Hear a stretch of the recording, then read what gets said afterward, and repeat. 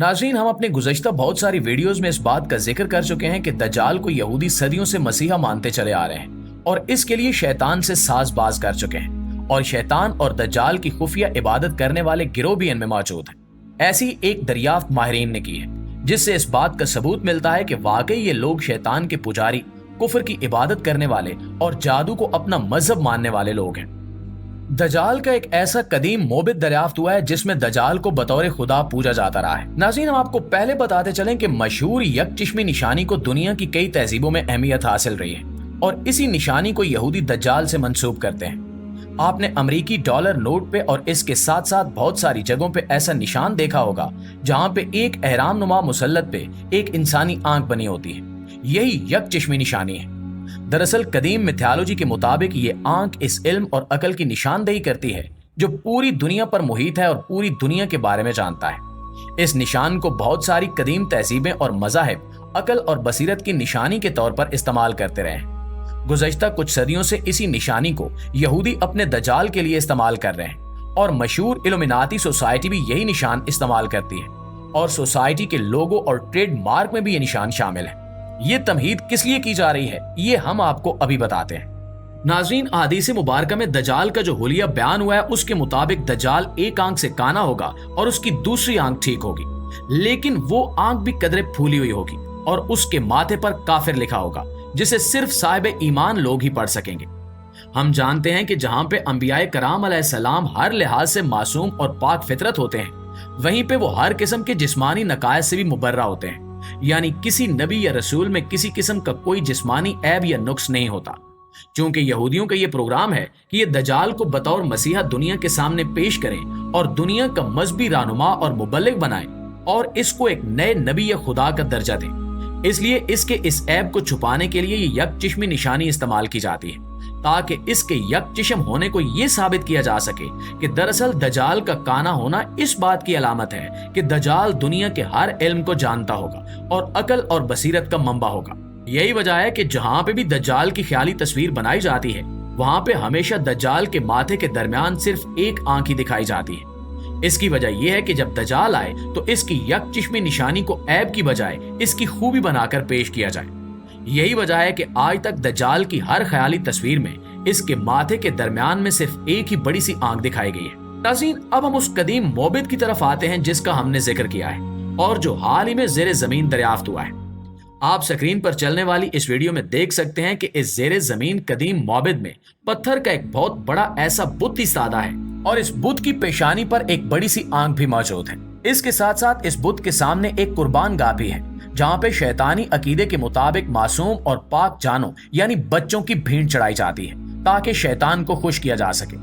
ये सब निशानियां जाहिर करती हैं कि दरअसल दजाल कोई मजहबी रहनुमा या मुबल्लिग नहीं और ना ही कोई मसीहा है, बल्कि गंदगी, गलाजत और निजासत की तहों में लिपटी हुई एक शैतानी शख्सियत है जिसका जाहिर होना पूरी नस्ल इंसानी के लिए एक बहुत बड़ी आजमाइश का सबब होगा और जो इस दुनिया के खात्मे की एक बड़ी निशानी भी होगी। दोस्तों, कदीम यहूदी लिटरेचर और इसके साथ साथ दजाल को मानने वाले दीगर शैतान के पैरोकार और इस तरह की दीगर सोसाइटीज और ऑर्गेनाइजेशंस में हमेशा से दजाल को यकचिश्म दिखाया जाता रहा है ताकि इस यकचिश्मी निशानी को कदीम अकायद से जोड़कर इसको अकल और बसीरत का मंबा साबित किया जाए और इसी बुनियाद पे इसको दुनिया का बड़ा मसीहा और मुसल्ला बनाकर पेश किया जाए। जबकि इस कदीम मोबित की ये वीडियो इस बात पर मोहर सदाकत लगाती हुई नजर आती है कि दजाल वो नहीं है जो हमें दिखाया जा रहा है, बल्कि ये लोग दजाल को सदियों से पूज रहे हैं और इसकी इबादत कर रहे हैं और इसके साथ साथ ही लोग शैतान की भी इबादत करते हैं। याद रहे कि बहुत सारी दीगर कदीम तहजीबों में इस यकचिश्म निशानी को शैतान की अलामत भी समझा जाता है और शैतान के जितने भी बुत बनाए जाते हैं इसमें इसके माथे पर एक बड़ी सी आंख दिखाई जाती है।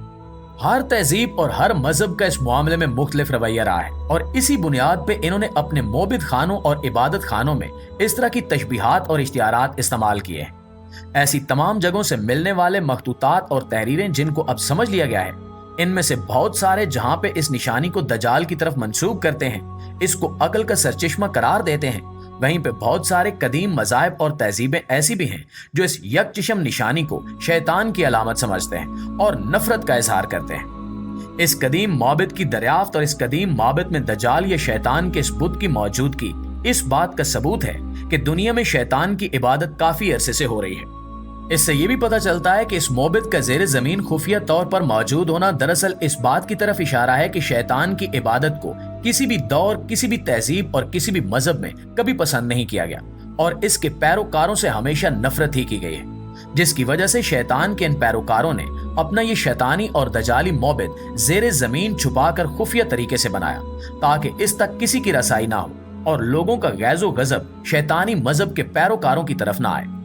आप इस बात से अंदाजा कर सकते हैं कि अब यहूदियों की पूरी दुनिया पे गिरफ्त इस कदर मजबूत हो चुकी है कि दुनिया की तारीख में पहली बार आलमी तौर पर बहुत सारे ममालिक में स्टैनिज्म यानी शैतानी मजहब को कानूनी दर्जा दे दिया गया है और इसके पैरोकारों को मुकम्मल कानूनी तहफ़्फ़ुज़ भी हासिल है।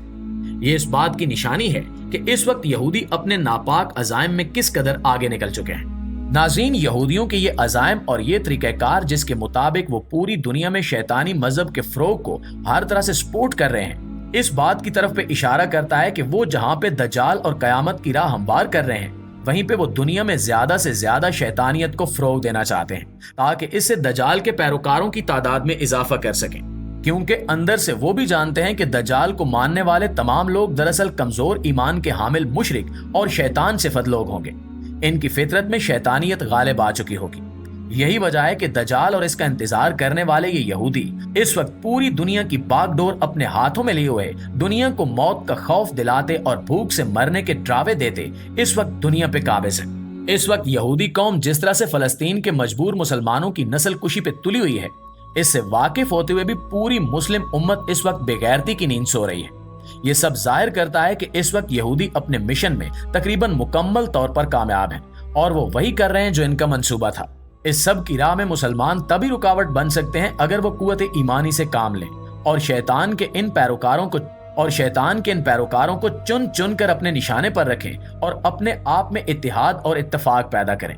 वरना इन माबदों की दरियाफ्त और इन पर लिखे जाने वाले मुख्तलिफ आर्टिकल्स और वीडियो से भी कोई फर्क नहीं पड़ेगा अगर मुस्लिम उम्मत ने ऐसे ही बेहिसी की रविश अपनाए रखी और अपने मुसलमान भाइयों को यहूदी कुत्तों के रहमो करम पर छोड़ दिया।